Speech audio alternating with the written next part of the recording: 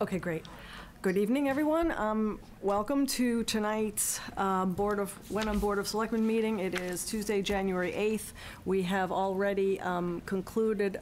I think one of us is going to collapse. I know. You know. Wow, they knew, huh? We have some procedures to do here. So I'm having heart palpitations already. We're going to begin our open session now, and I will make note that we have just completed an executive session as was posted, and so I'm moving along on our agenda. The first thing that we have on our agenda are announcements, but I'm wondering that they're here under announcements. Public input on items not on the agenda. Oh, right. Is that what this is? It could be. Public input? Okay. Well, then lest I skip that, we will start, as we always do, with public input for items that are not on the agenda. And by the way, thank you for not using the sirens. Thank you. You just came in with all your equipment. That's all it needed. The chief was unavailable to come tonight. Yeah. And we'd just like to present the town with a couple items that the fire company has purchased. It was actually last year before the holidays. So we'd just like you to accept these gifts. They're about $5,500 worth of firefighting equipment.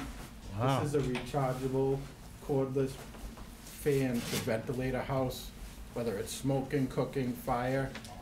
We can bring this in and we don't have to worry about having power. So we can ventilate it to make an area safe while we overhaul. Wow. What is that thing they're holding there? And this is our chimney kit that goes with our ladder truck. That looks familiar, you actually. go to the top of the chimney and you run these down, and this... You can come up and clean my chimney now. Well, this actually saves damage if somebody has a chimney fire, that the flue actually won't crack as much. It will knock all the embers and stuff down, and we'll just clean it out with a bucket versus having to run water down it and crack the... Oh, yeah, Yeah, that's right. fairly simple looking.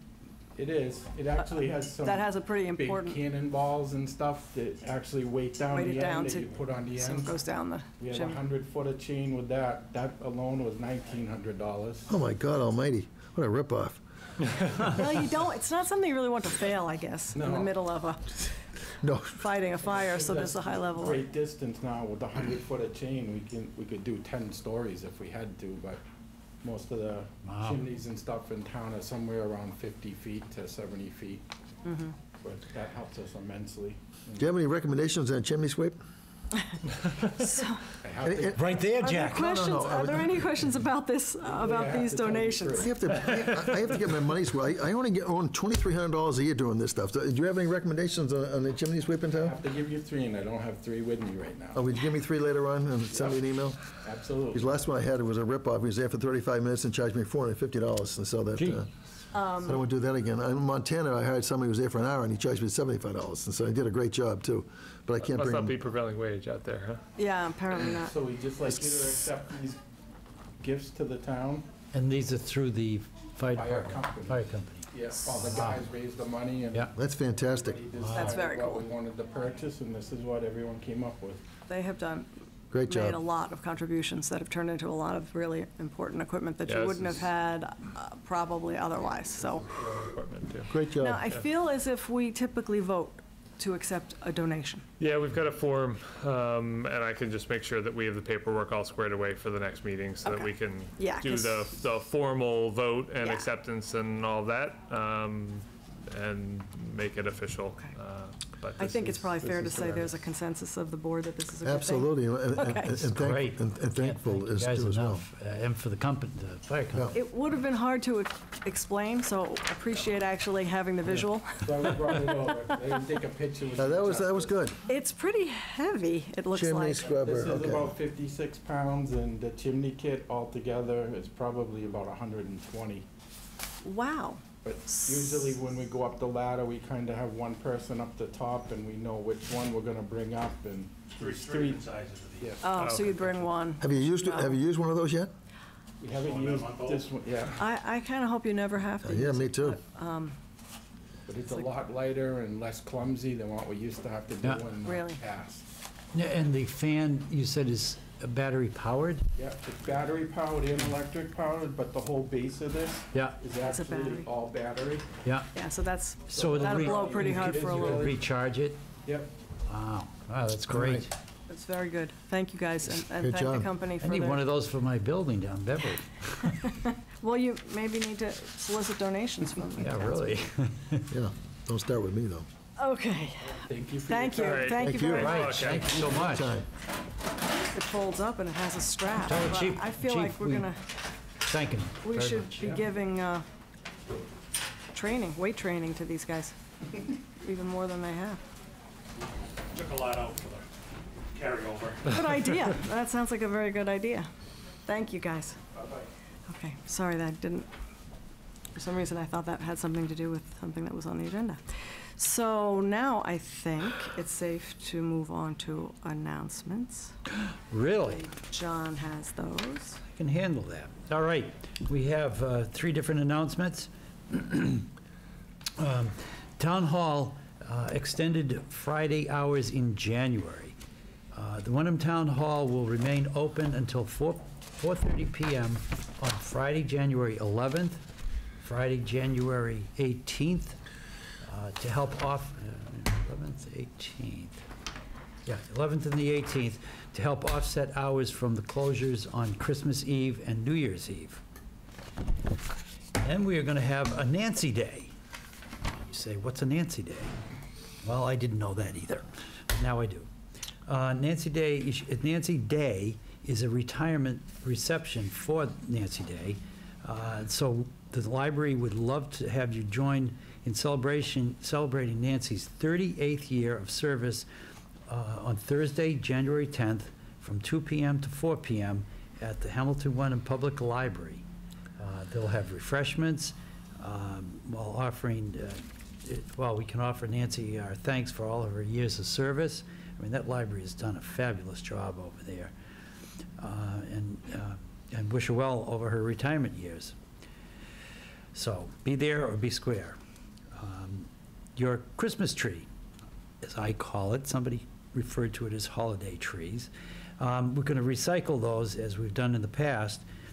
Residents have a few days left to recycle their holiday trees.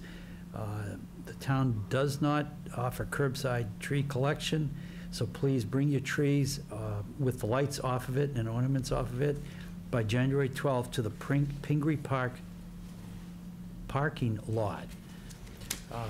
Thank you to John Mastronzi and Iron Tree Service and Brick End Farms, because they are offering to chew the trees up and make mulch out of them, and they'll be chipped up and used for that compost.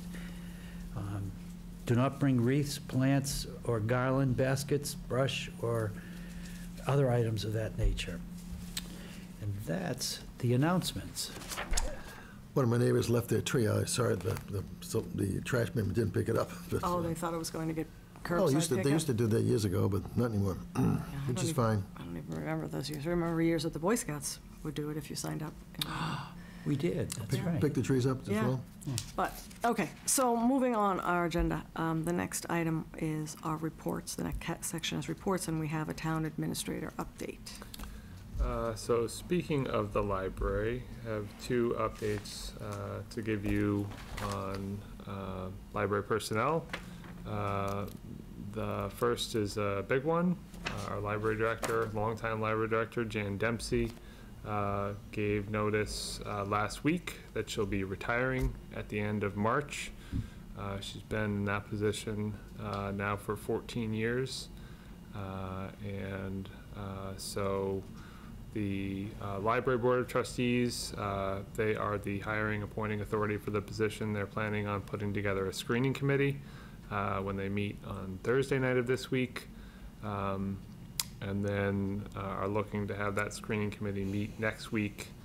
And the plan is to get the posting out by the end of next week. Obviously, want to turn things around as quickly as possible. Right now, the planned timeline is to have applications due in mid-February, and then the screening committee will go through The applicants will do preliminary interviews and will recommend a number of finalists to the Library Board of Trustees, who will ultimately make the decision on who to hire as the next director. So right now, start to finish, it looks like we hope to have somebody filling that position on a permanent basis in late April or early May. So there will be some interim period after Jan leaves and before the new hire is here. So we're going to have to work through bridging that and what exactly that looks like. Obviously, Jan's done a terrific job with the library. Great person, has done an excellent job leading. I'm going to miss her. She's just a nice woman. She's wonderful. And so, you know, and a lot of institutional knowledge. We're the only regional library in the Commonwealth, so that's unique. And I think she's been the director since almost the beginning. Not quite. Maybe a year or two. Exactly. Yeah. Yep. Yeah. So she does have a lot of. She does. It'll be hard to replace her, but we're going to do our best. I've been there a couple of times recently, and that I was in the morning. I was impressed with how many people. The parking lot's full, and the library is full, and the front desk people are so courteous and helpful. And that I signed up for that hoopla that I heard at the budget presentation. So now I get my newspapers online. Well, I get the Wall Street, not the New York Times. You get the New York Times with hoopla online for nothing. I already get the Globe and the Journal with my subscriptions, but nevertheless, it was impressive to see how many people were, you know, in the parking lot exchanging books, asking for help, using the library, and that I was very impressed. Library science is really a rapidly evolving profession, and she's, I think, been great at being innovative, you know, fitting within the character of the community, but also being innovative and offering new services and willing to do new things as opposed to just kind of, you know, keeping along with, you know, the model that was there when she started. Right. So and I don't know what the Library Board of Trustees plans with their screening committee, and it may be already set, but I would just offer one sort of observation, that being as public and important a position as that is, I hope that they've included some public, some, you know, people from the community on their screening committee, because I think that's my understanding is their plan. They're talking about right now a 9-member screening committee, 3 members of the Board of Trustees, at least 1 representative from the Friends, and then potentially some town staff and some residents and some folks. And trying to also represent some different age groups and demographics, so they get a good cross-section of. Great. And speaking of Nancy Day retiring, later this month, we just recently hired a new head of technical services, which was Nancy's position. We evolved it slightly from what it had been over the past several years, but new hire Lewis Parsons comes from the Sawyer Free Library in Gloucester, where he's been in that position for technology coordinator, librarian in that library for the past 5 years. So excited about that. Just a couple of other updates. Grants, fire department was here. They applied for and again received grant funding for student and senior awareness of fire education. It's the SAFE grant program, so just under $5,000, which really allows them to do the work that they've been doing historically. They helps them do some programming, some outreach and education to the seniors, to the students. I know they're talking about doing a program over at the First Church end of this month. So more, you know, good news there, and consistent with what they're known for and what they're committed to doing. Longfellow Road Repair Project, the special act that was supported by town meeting last spring to move forward with that project was finally, right before the end of the session, approved by the legislature and signed by Governor Baker in the waning days of 2018. So good news that we didn't have to wait for the new session, because then those can kind of get lost in the mix, the home rule petitions. So I've reached out, I let the residents of Longfellow and South Street know, and I'm working with Weston Sampson, our engineering team, to kind of work through a project timeline and next steps and procurement and all the other elements that we now can move forward on, now that that's been approved. Great process, great outcome. Yeah, that's really. And one last thing, tomorrow we're going to have stakeholders workshop around municipal vulnerability preparedness. We got that $25,000 grant from the state earlier this year to create an MVP action plan. We're also going to be updating our hazard mitigation plan as part of that process. And so we have a full day session from 9 to 5 tomorrow. Looks like we have a good plan to have some good engagement from different folks in the community. And then ultimately, nearing the end of the process, we'll have a public forum and talk about the issues and projects that have been identified as priorities, and then ultimately we'll be eligible for grant funding from both state and federal sources once we have updated plans on this. I know it's just something we've talked about in the past and wanted to give an update on that. Questions? Anything on Peter's report? No, thank Comments? you. Yeah. Okay. I'm glad to hear the Longfellow project continues to move along. Yeah, that is good news. I'm sure they're happy to They were. know that I think it's going to maybe actually not Christmas happen. Eve, but Yeah. pretty They're close pretty there good, too. yeah. Everybody was pretty happy that I heard back from. The next item, I have no report, unless there's a time here for a selectman report, if anyone has one.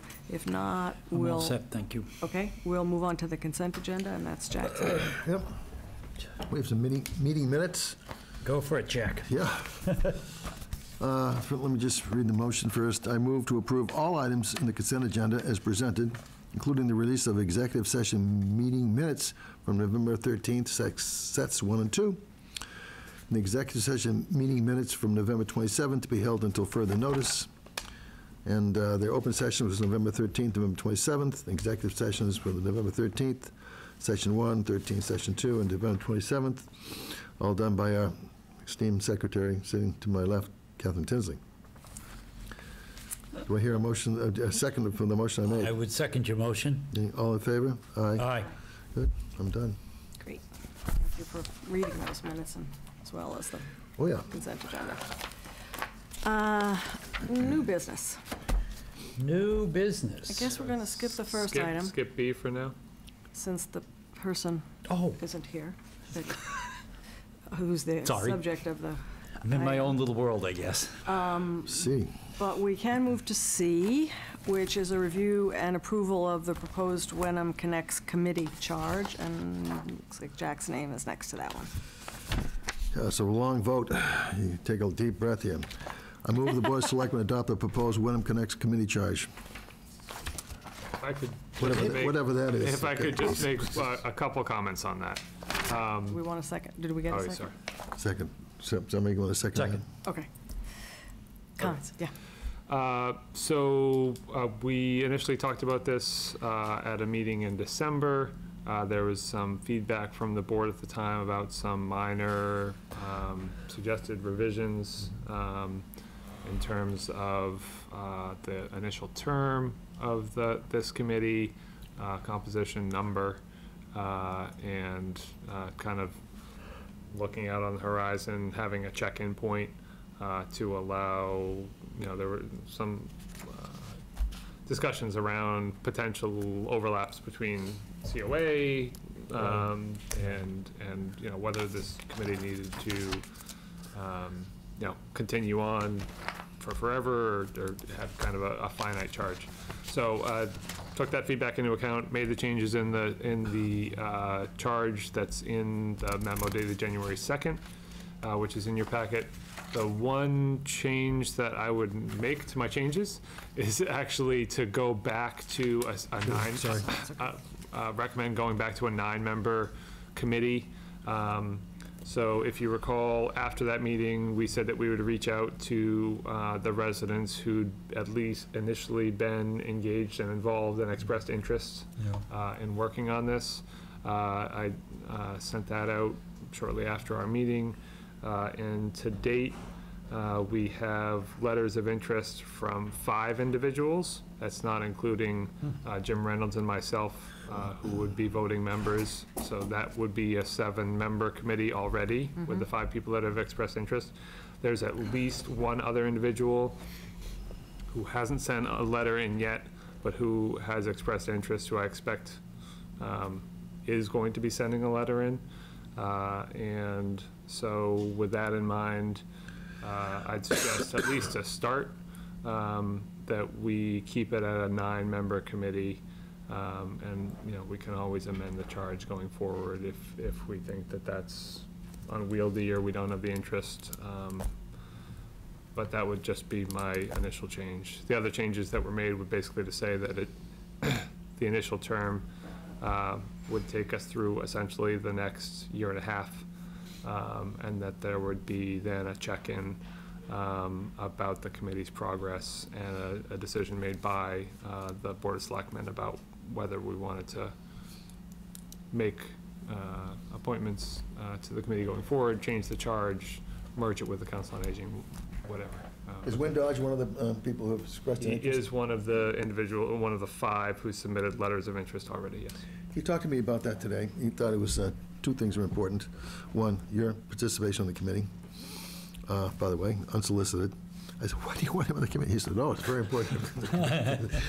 And he meant it too. And that the other is that he thought that it was a good point, I thought, that there should be people of different disciplines on the committee, and that different backgrounds, different disciplines, because this is a very all-encompassing charge. He thought it was daunting. He thought it was very worthwhile to do, but didn't want, he wanted some people with, again, different areas of expertise to be on the committee. I thought that was a good idea. I'm just passing it along.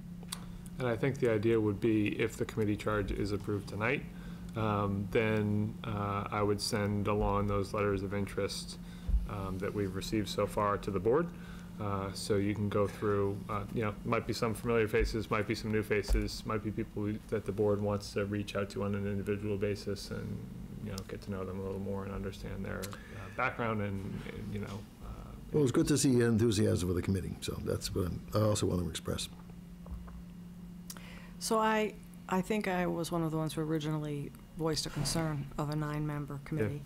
Yeah. Right. And the logistical concern of then requiring a 5-person quorum for every meeting. Yep. So I hear what you're saying, and it's great that we have interest and maybe even more potential interest. Yep. But I think we should stay with 7, and if we find that there's more work or we don't, I would think it would be easier to amend the charge up than amend it down. Because you could have 9 people and it could be unwieldy, and then we're in a situation of unappointing 2 people or not appointing them. So it would be my recommendation. Unappointing, is that a word? I don't know. I make those things I up do once in a crosswords a while. lot, and they always have fake words in them, so I've gotten into the habit of saying them as well. So that's, I don't have a strong opinion on that, but I think that makes the most sense. I think it's a good idea. I agree with that. Yeah, same. Okay. So we'll keep it at 7. So then the motion can stand as it is. And it stands and seconded. Are you ready for us to vote on this? Yeah. Okay. Just want to make sure you didn't have anything more you wanted to say. No, I move the Board of Selectmen adopt the proposed Wenham Connects Committee charge.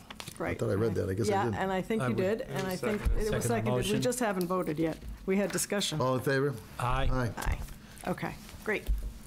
So I look forward, anyway, to seeing the letters of interest, and if must be some unfamiliar names, but to Well, Wynn's that's always point a little good. bit, if there's an unfamiliar name, I will reach out to that person or people to just see if we're getting as diverse a group as we can I possibly. think the goal would be ideally to appoint the committee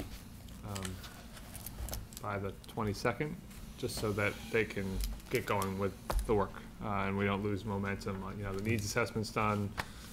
Peggy Hale's, still working on analyzing the survey results, and meeting with these folks informally, but they, especially a couple of them, are really gung-ho, and I'd hate to slow down that initial momentum that they've garnered in starting through the process. As our budgets, I'm looking at this, as our agendas get bigger and bigger, but we'll get it. We'll try to get that appointment process in. So I think to that end, in fairness, we probably need to have sort of a firm deadline on when we're going to accept letters of interest, so that we get them all and we evaluate them all and make our decision from that, rather than, having a couple dribble in later. So if people are really interested, and we're going to vote on the 22nd, I need a week. It would be nice to have a week knowing who they are before we actually had to vote on them. Yeah, so I'll send another email out to the folks who we haven't heard back from. And I know there were a couple issues with the email addresses getting bounced back and that kind of thing. So I'll make sure to reach out to those folks and say, that we need to hear within the next week, so that then the board can make a decision on appointments. Okay, I'm still skipping by letter B. Yep. And we'll go to letter D, which is also Jack's item, and it's a review of feedback from Open Space and Recreation on proposed changes to the charge and discussion of next steps on economic I'll development. read the motion first. I move the Board of Selectmen adopt the proposed revisions to the Open Space and Recreation Committee charge. Second the motion. Okay. Do you want to describe all the changes? Give me a break. So, if you recall, we had a conversation 6 dots here. in October about the fact that the Open Space and Recreation Committee, when the charge was first developed, that was when the whole process was still kind of in its infancy, and we were guessing and hoping and wishing at what it was going to be. Over the past 2 years, the committee's done a lot of work. We now have nominally finalized updated open space and recreation plan that's in place. And so what we did then was reach back out to the committee and hear back from them on what they think the charge should look like now that they've been doing the work for the past 2 years. And at the same time, there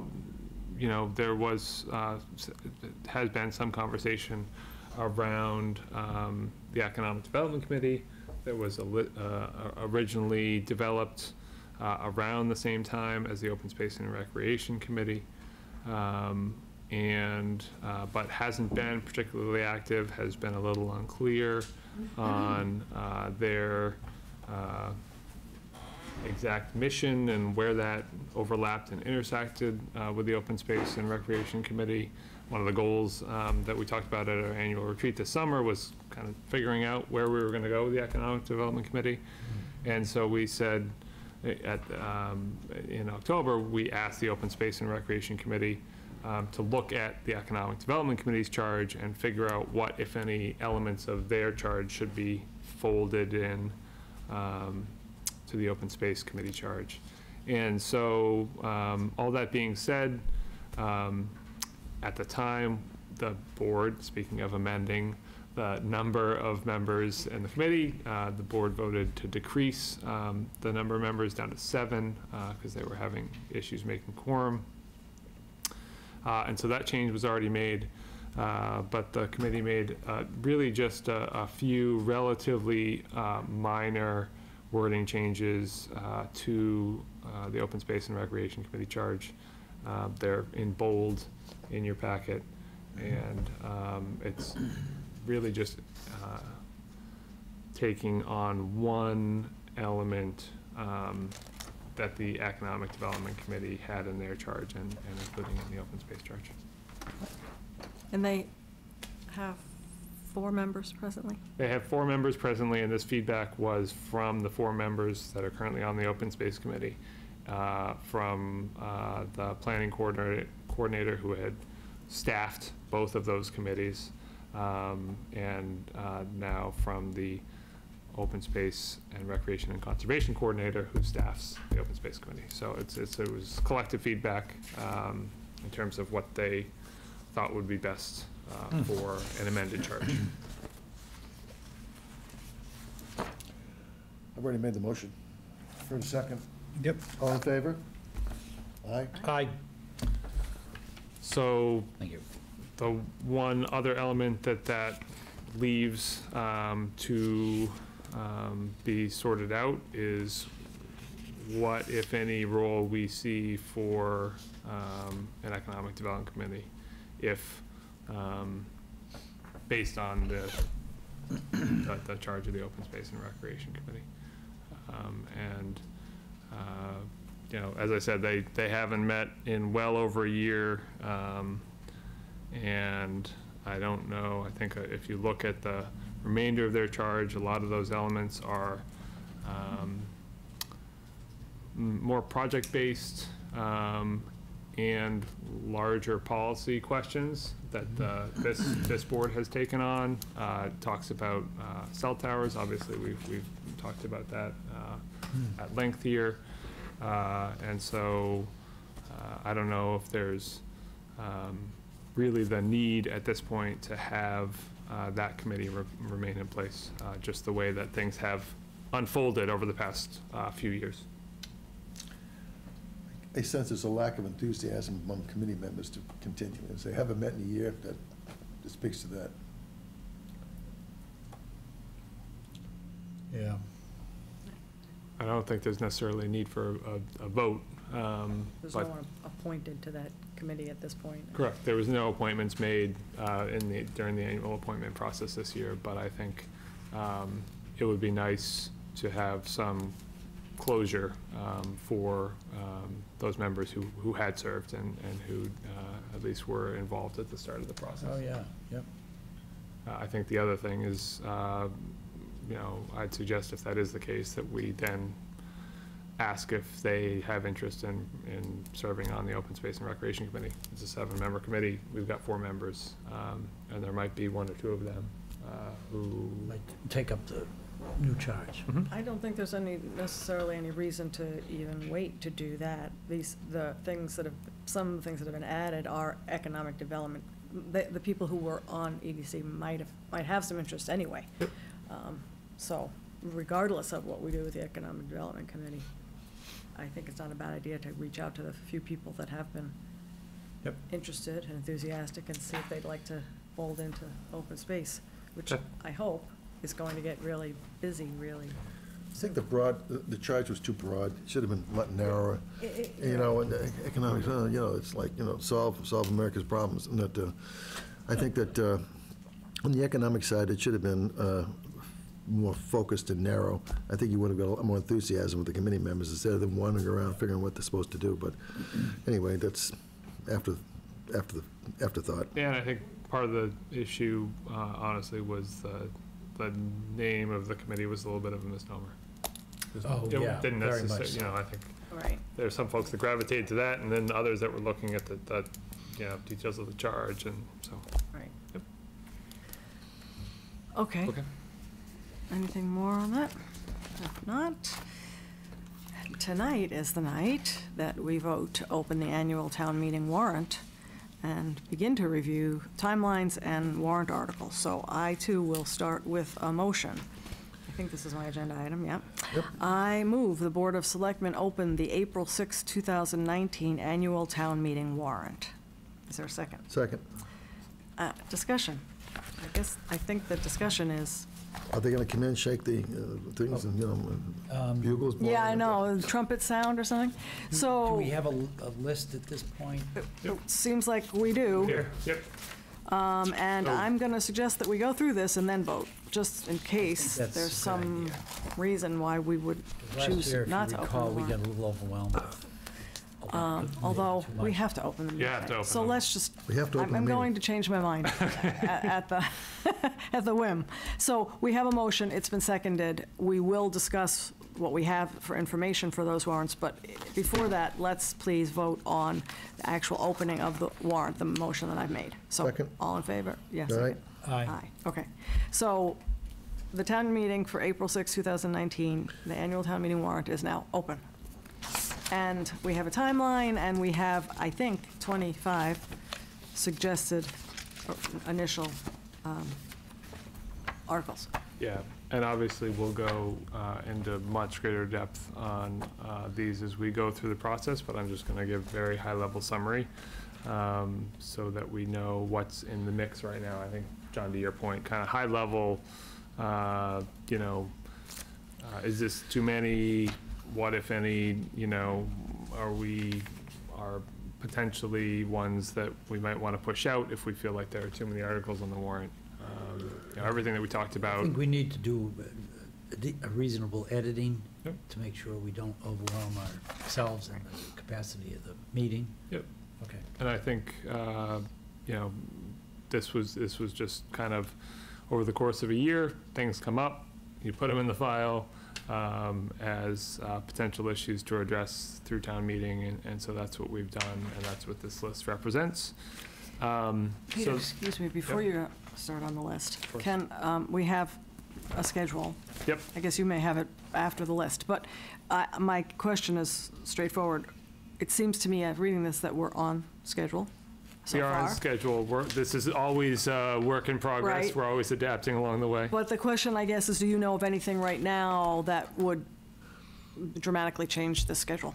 Otherwise, we're going to accept it as it is and check things off as we go. No, the only, to be honest, the only change that I made since the last iteration was adding a meeting next week of the Board of Selectmen to give the board a little more time, given all the moving parts, to give some policy direction for the budget, but that's really it. All right, Yep. sorry, didn't mean to interrupt. But yeah, there haven't been any major delays or setbacks or issues so far along in the timeline process. Yep.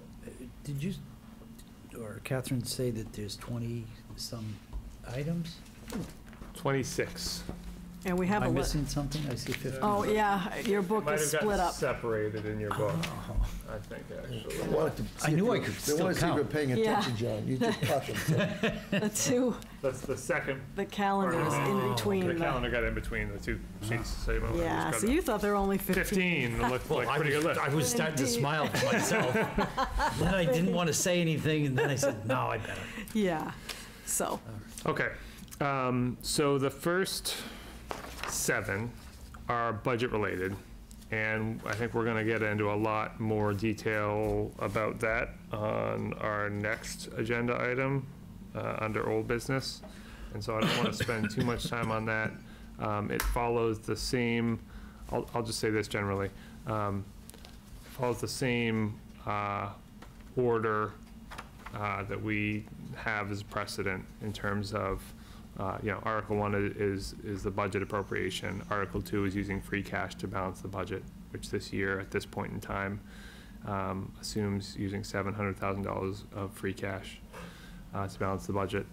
There are then a series of potential operating overrides, town and school, et cetera, and we'll go into more detail on that in a few minutes. Article 6, again, just a placeholder. Understanding that the school committee is just starting the discussion around their capital plan, but they have right now on their 5-year capital improvement program, they have $3.1 million in identified capital needs for FY20.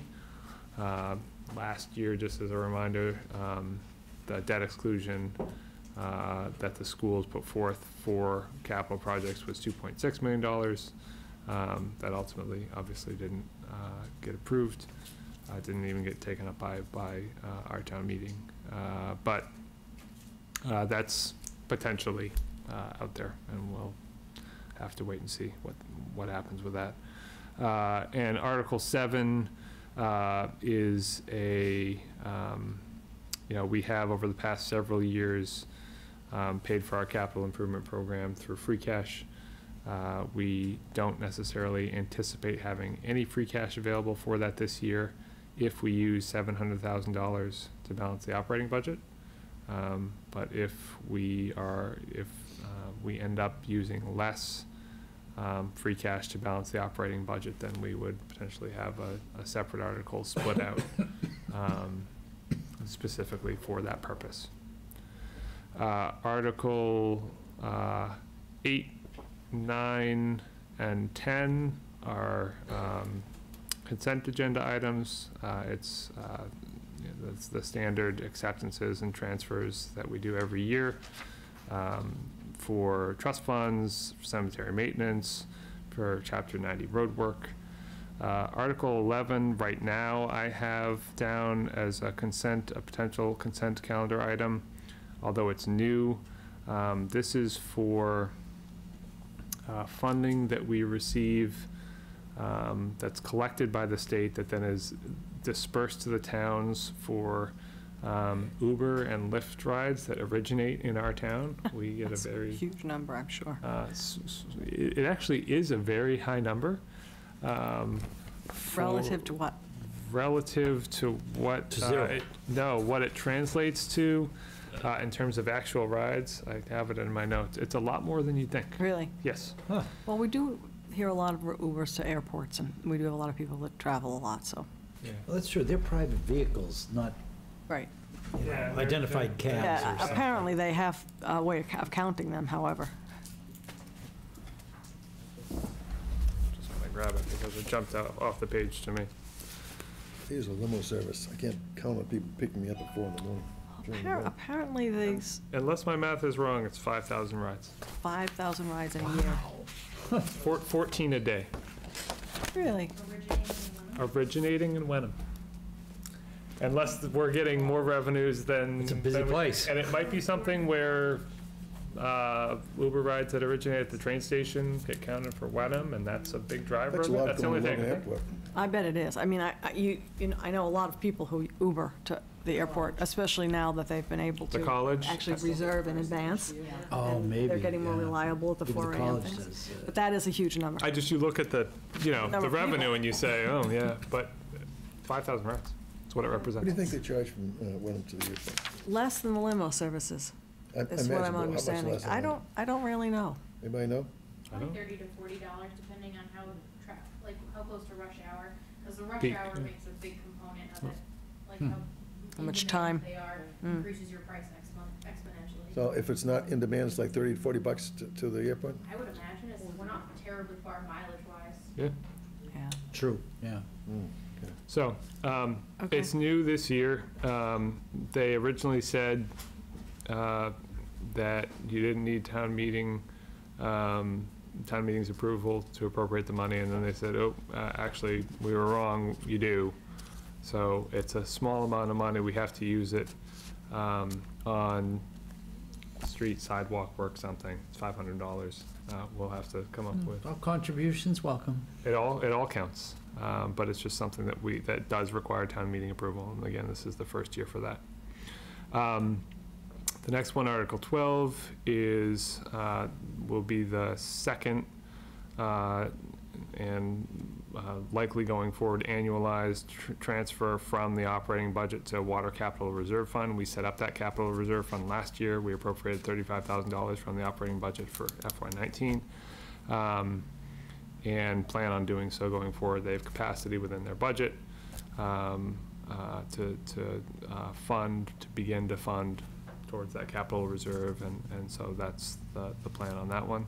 The purpose of that is? It's $1 million a mile to replace water mains. Oh, this is to go towards This is potential long-term major water line capital investments. replacement. Yep. Yeah, okay.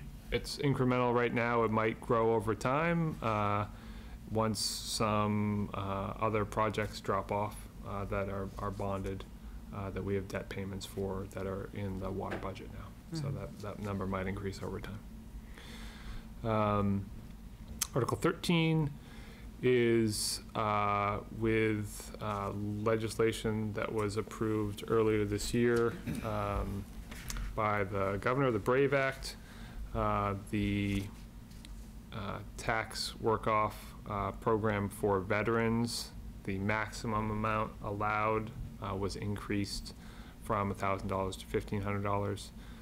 If you remember, we adopted this program a couple of years ago now, town meeting adopted it, to run in parallel with our senior tax work-off program. How has that been going? With veterans, we've got one right now. We're hoping for two. You know, quite honestly, the one that would shift over does the senior program because that one is capped at the 1,500. And we have increased it, the maximum allowable abatement for the senior tax work-off program, I think twice in the past 4 years. Each time the cap increases at the state level, we then have increased ours. It's, you know, in the past 3-4 years, we went from 3 or 4 people participating in the program to 11 this year, and there's frankly more demand for it. So we'd also talked about potentially raising the cap. Right now, we've said only 10 seniors because that represents $15,000 on the overlay that we have to fund. You're talking about raising the cap of participants? Of participants, okay. Yeah, and potentially adding 2 or 3 to that, which, you know, we obviously have to budget for on the overlay side, but I think is a great service to the town in terms of increasing capacity and getting some projects done that we wouldn't otherwise do. Yeah, I think it's a great idea. And it gets these folks involved in town government a little bit more, so you never know where they may be able to be of help in some other ways or volunteer. So the idea is basically to increase the maximum abatement amount to that which is now allowed by statute, and it would match the senior work-off program. The Article 14 is a local acceptance statute, and what this is, with the 2 retirements from the library this year, we have, I believe, around $40,000. I don't know the exact number with me, but around $40,000 in compensated absences paid back due to those individuals for sick leave buyback. This is something that we haven't really had too much of an issue with historically, but there are several retirements on the horizon. And so what this would do would be to set up a reserve fund that we could then appropriate to, so that if we know in 2 or 3 years from now we're going to have some major retirements on the horizon, we can try to amortize that and, you know, chunk away smaller amounts of money over the next several years, as opposed to having a big spike in 1 year and funding, you know, $50,000, $60,000, $70,000, which would be aberrational. So instead, we'd put, you know, $15,000, $20,000 towards that fund. Article 15 is to increase the spending limit of the revolving fund for the iron rail rental revolving fund, excuse me. And if you'll recall, we don't now anymore have to go back to town meeting every year to get town meeting approval for those revolving funds, but you do when you're increasing the spending limits. And when we originally set that spending limit, we thought that there was still going to be some capacity to do some smaller capital projects out of that fund and pay for the debt that we plan on issuing, just under $250,000 for the major capital projects out on the iron rail. So the roof, the paving, and preliminary septic. And after we went through the town meeting process, we heard back from our financial advisors that said, actually, for this amount, for this kind of project, really the best thing to do is to issue a ban, and bans can only go out for 10 years. And so basically all of the $25,000 is going to pay, will be going to pay that debt going forward. And so what we're looking to do is to increase the cap. So they've got the Iron Rail Commission has about $5,000 to do additional capital projects above and beyond just those debt payments. So things like what we talked about at the Saturday budget session back in December, design and upgrading of the septic system. Really, there wouldn't be another funding mechanism if we didn't increase the cap. And coincidentally, the increase, the $5,000 increase, basically is going to mirror the additional revenue that we are going to see from rents from the tenants of this building based on the escalation clauses that we have in the new lease agreements. So there's no impact, no net negative impact to the revenues and on the general fund side. Yeah, so that's important. Yep. We never really want to be in that place. Right. Okay. Article 16 is a placeholder for CPA appropriations, and again, that's to be determined as the CPC goes through their process of evaluating the applications that have been submitted. Article 17 is the acceptance of Settlers Lane as a public way. We talked about this, I think, preliminarily last year. We kind of ran out of time on the clock in going through the statutory process for the town to put this article on the warrant. This subdivision has been closed out, and if you remember, the Board of Selectmen referred it to the Planning Board for recommendation.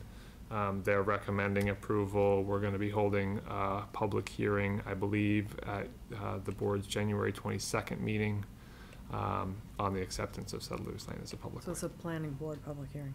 Nope, it's a Board of Selectmen as the road commissioners. Okay. Yeah, the planning board makes their recommendation, then Right. ultimately We have to have a hearing. the Board of Selectmen have the hearing and then make the recommendation at town meeting, When did you say you thought that would be? January 22nd. Just making a few notes. Prioritization is going to be important, I think. Yes. Okay. Article 18 is a general bylaw amendment. This is for Chapter 25. It's the Historic District Commission bylaw. The Historic District Commission's been working over the past several months looking at some potential changes to their bylaw.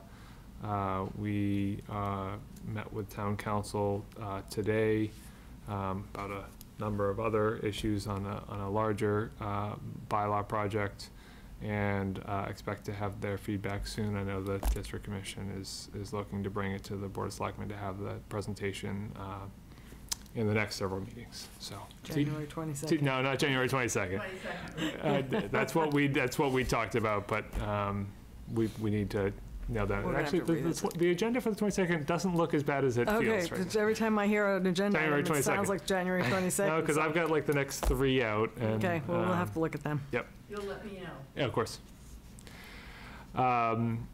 Article 19 is another general bylaw amendment. This one is around non-criminal disposition. And this is really to put in place some catch-all language that will preclude us from needing to make changes to each of the individual times that non-criminal disposition may apply, and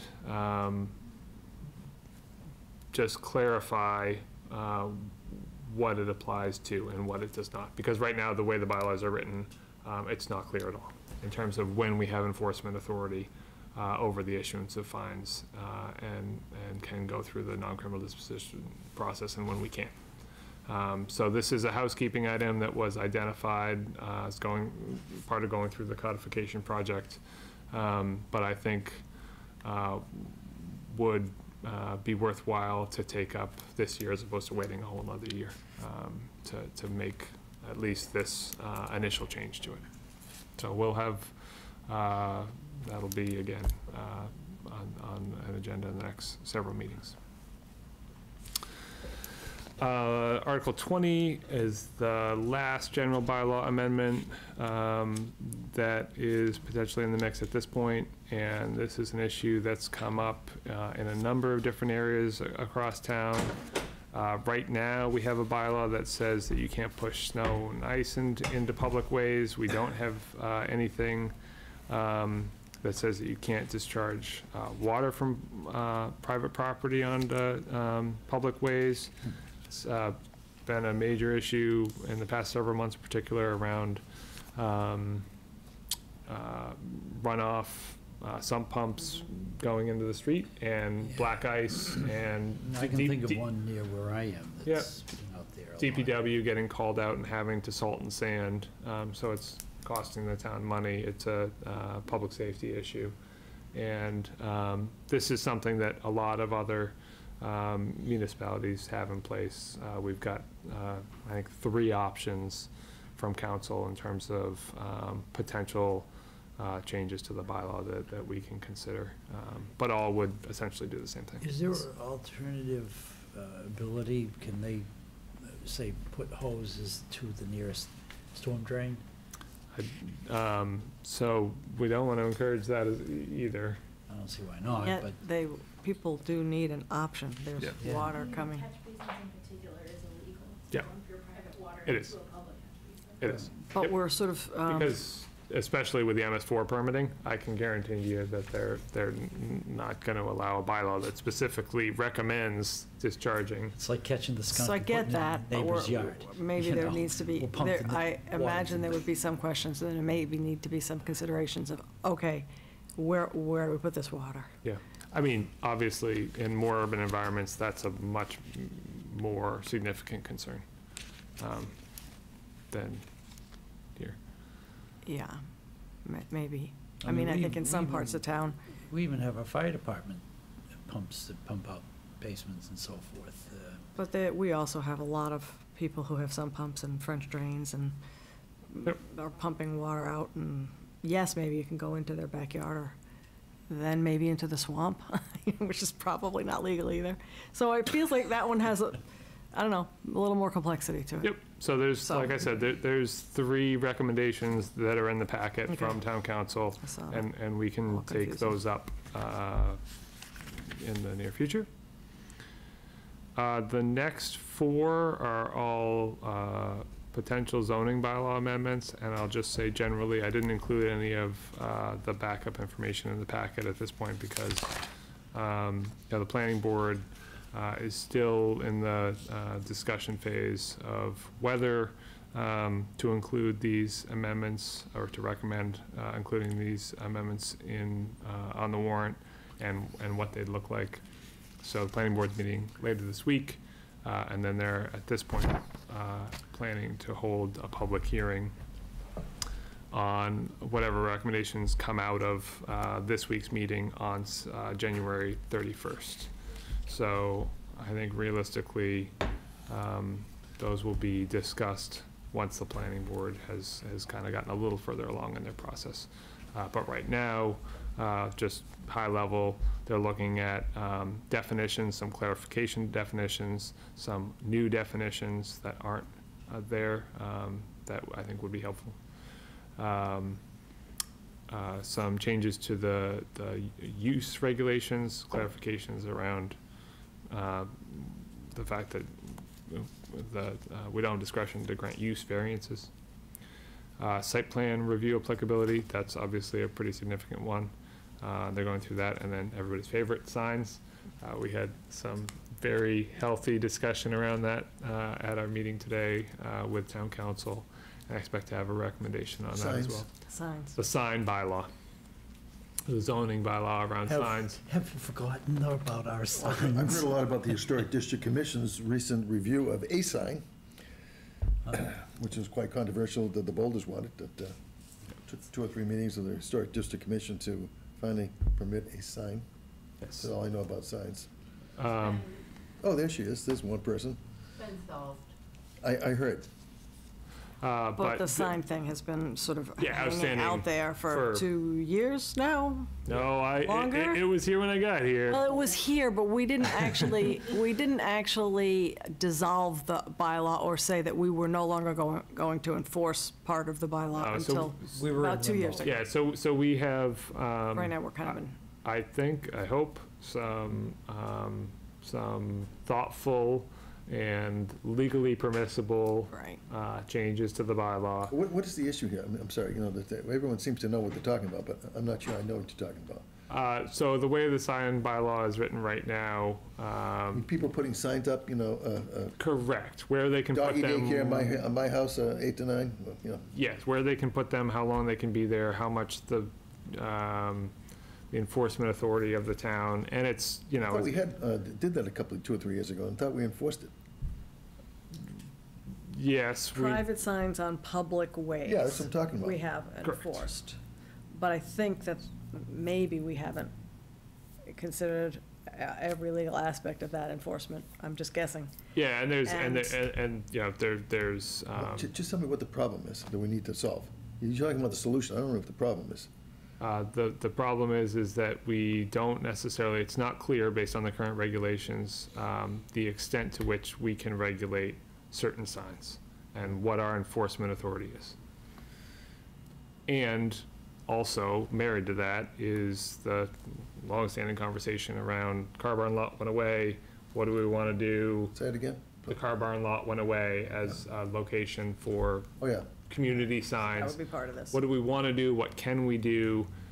It would be part of it, but the only change to the bylaw would be to allow the board to develop policies around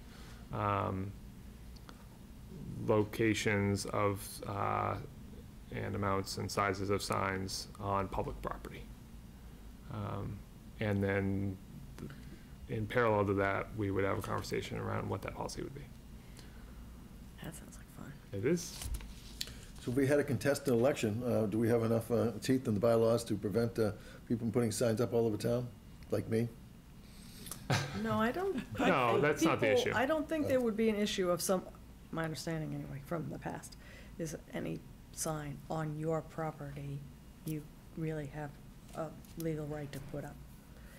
If I, No, some of them are Of a certain size. of a certain size and et cetera, et cetera. But I think there's that, my recollection of the past discussion was okay, well, what about that strip in the middle of grass that's between the sidewalk Yeah, and the street? exactly, exactly. And I think those are the things that haven't been clear, and so we haven't been able to enforce, and maybe those It's are only the for things that a are month, 6 weeks of the going year to anyway, be- so. Jackie will tell you that it's not an infrequent topic of conversation with the building inspector and with the permitting office generally. This is not, they need to have The last some several rules. years, there hasn't been any, major campaign sign issue, not that you've heard of. It's not necessarily to do with political signs Right. either. I think it's more for, the events, the contractors, real estate agents. Oh, yeah, sure. Something that the new building inspector also has been reviewing this bylaw, obviously, because it's a slightly more complicated bylaw. to Yeah, enforce I than you agree, want it to yeah. be, is that there's really no distinction between a nonprofit having a fun run event versus, mattress sale in Beverly. So we want to be prohibitive of those. I'm glad those signs are up. I pay attention. Well, that's a good idea. I might call that number. I clean windows, one sign said. Yeah, I gotta call that people up. That was good. It's not, keep the window people, but, See, it's always a good I- topic. You want to have a conversation, you It get is. the sign I think issue it's going. informative myself, but anyway. Yeah, I absolutely. don't consider it a nuisance at all. Right, I don't either. Well, it's gonna be a really interesting discussion, because I think there's a lot of different points of view on this. Yeah. But, so that's one that could have a substantive discussion even at Yep. town meeting. And Yep. from what I've heard, just slightly at the last CBA meeting, relative to the zoning bylaw amendments that are being proposed, I think we're gonna have to carefully understand what those are. Those, to me, are gonna be the ones that are gonna take If we time. become like Revere, some other place, I don't know, excuse me, people, there's signs every place, that'd be, this is a bucolic community, we wouldn't want that, but occasional signs say, I do windows or babysitting or something like that, I think it's harmless. Other people don't share that view, I'm sure. Is that right? Yeah. Yeah, we know. I mean, every time this comes up, we hear two hear or on both three sides of different it, yeah. points of view. So I wouldn't be surprised to hear those come up again. Okay, so you're gonna take care of that and tell me you're gonna get. I gotta hear, it seems like there's a lot of stuff we need to hear before we can even decide if we want to put this That's right, on. that's right. And I think that's gonna be true of, if there's anything that's going to need to be shortened, the zoning bylaw amendments, perhaps the general bylaw Maybe amendments, are the we area can that we focus have on to the most look at. egregious violations and just narrow it down to that, but whatever. I'm not gonna weigh in way more than And I that. think the So one thing wait. I'd say at this point is, just for the individual board members to think about what, if any of these, we would consider pushing back if you think, or ordering it a different way. The order is something I think we have to reserve judgment on, because we may choose later to, We may choose we one. may choose at some point to change the order Yeah. of some of these, right? I think we need to get out of there by 5 o'clock at 5:32, so we can't, one of these things could take an hour and 15 minutes, like in the past. Well, the budget certainly could. Yeah, the So let's budget this limit the year number, should we're go gonna up. have an hour and 15 minutes, that's all. So I guess one Like the question. sledding one. I'm sorry. One question I would have to help us decide that is which, if any, of these bylaw amendments are duplicative of the work that's being done with the codification study for next year? And if any, is there some compelling reason why they couldn't wait to be Yeah, part? so And I'm it's- not it's- asking you to answer that Yeah, tonight, it's but that would be. It's non-criminal disposition is the only one that would be really, because the Historic District Commission hypothetically could wait till part of that, but I know that Not they, really. yeah, but I know that they're eager to, they, It's a mixture. Whoever did it before combined. yeah, And so you can't find the bylaw pertaining to the historic district. the Historical Commission, yeah. Without a great deal of effort.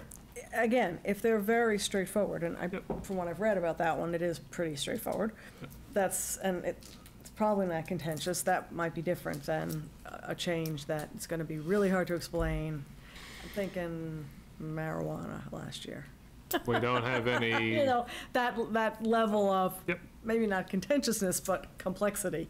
and contentiousness, yeah. But, yeah, so, and I think you've got a couple, or there's one more, right? Yep, just one more, and that's something that was touched on briefly last year, and then, didn't necessarily make it to the end of the process. We have the ability to add an associate planning board position that could be, that we have discretion on how that individual would be appointed. So it's not an elected position, it's an appointed position. And they would sit on any special permit application that came to the planning board. So, just something to consider in terms of, we have associate members now for the ZBA. Which have been very useful. Which, yeah, I mean, absolutely, which have, Yeah. Fill they- positions. granted, it's a 3-member committee versus a 5-member. But I think is worth having a conversation about. I know there was some interest in doing that last year. 2 requests on the list. Mm-hmm. Could you increase the letter size of the type, Sure. so it's I got new easier, glasses, more it's readable? perfectly easy. Sure. to And read then right away, also you know. leave enough space, I've always meant to mention this, so that we can make some notes Sure. as we go along. Sure. We capitalize everything. Like I said, I got new glasses, it's looking perfectly clear to me. What size are yours? They're everything, you name it, distance, close, Well, you don't know what your no, I'm Yeah. bad, it's bad. I should say that, Is that what the optometrist said? yeah, bad. Thank you. Yep.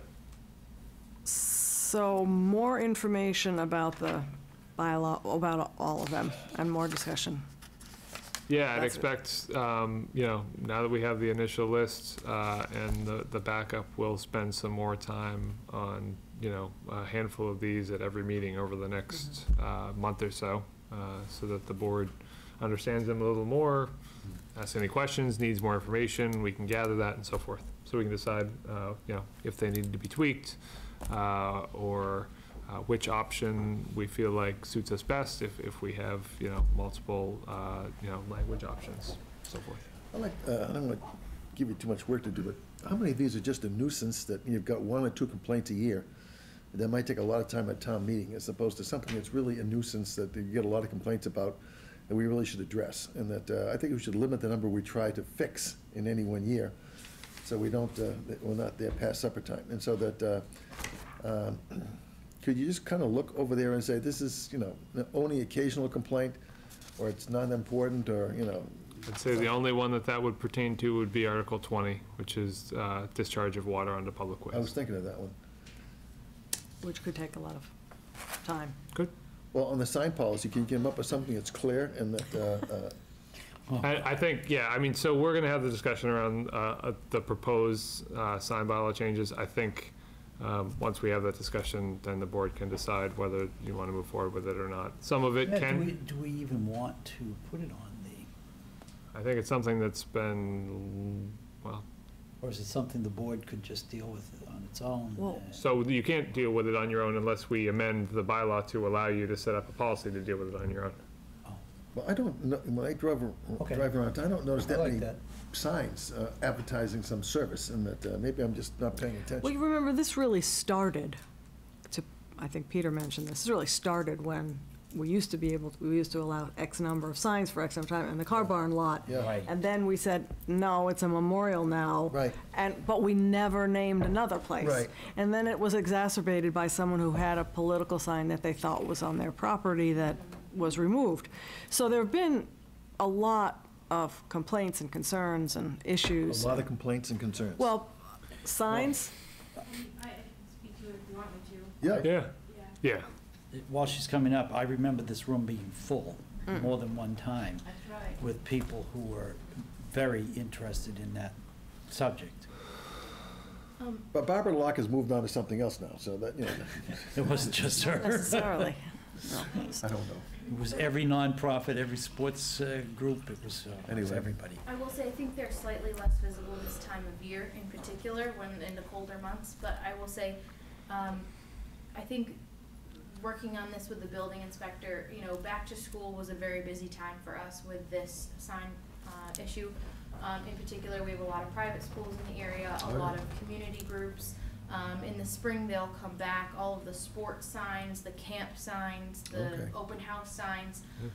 We've had issues with different private schools using different mechanisms for keeping their signs out longer, so we're looking for some clarity in duration.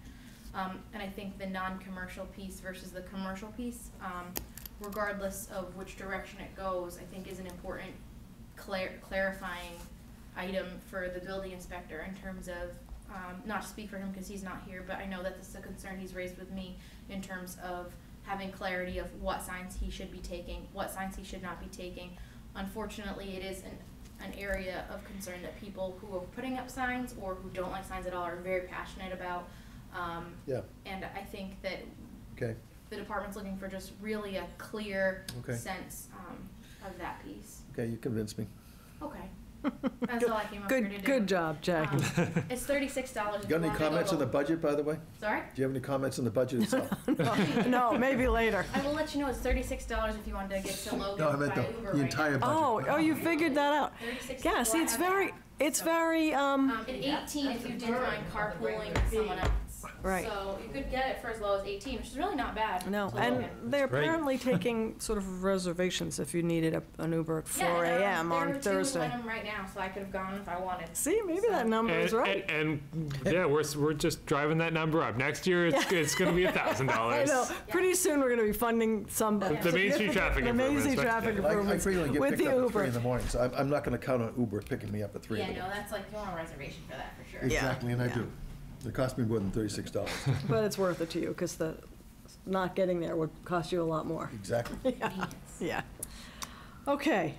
Should we get through them? Yeah. At Just least ask me on the first signs. pass? Yeah. And you have some general idea of what we're hoping for relative to time and. Yep. Okay, let's see, so, new business, I just have one other matter, and this is really a logistical one. Given a lot of these floating parts, can you please provide to us a list of all the meetings that you're expecting that we're going to need to attend in January and February, That's a good idea.